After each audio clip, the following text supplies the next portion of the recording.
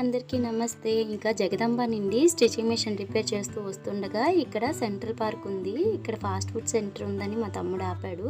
వీడు షవర్మా తీసుకుంటున్నాడు. షవర్మా అంటే ఏమీ లేదు, చికెన్ ఒక పొల్లకి మసాలా వేసి కూర్చారు. ఆ పక్కన గ్యాస్ వస్తుంది, దాన్ని కసా నరికేసి చట్నీయో పెరుగో వేసి చపాతీలో రుద్దిచ్చేస్తే వీడు అమృతంలా తినేస్తున్నాడు. నాకైతే వాంతి వచ్చింది. బర్గర్లు, పిజ్జాలు, ఈ షవర్మాలు ఇలాంటివంటే మనకు అస్సలు ఎక్కదు. మనం పకోడీ బజ్జీల బ్యాచ్ అనమాట. ఇంకా వస్తుండగా దారిలోని 99కి బిర్యానీ అనేసి పెట్టుంది. బిర్యానీ 99కి ఏంటా అనేసి తీసుకున్నాం, పార్సల్ చేసి ఇంటికాడ తిందామని. మీరు బయటకు వస్తే ఏం తినాలనిపిస్తుందో చెప్పండి.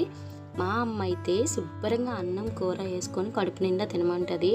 ఎందుకు డబ్బులు వేస్ట్ అని మమ్మల్ని ఎప్పుడూ తిడుతూ ఉంటుంది. అందరి అమ్మలు ఇంతేనా?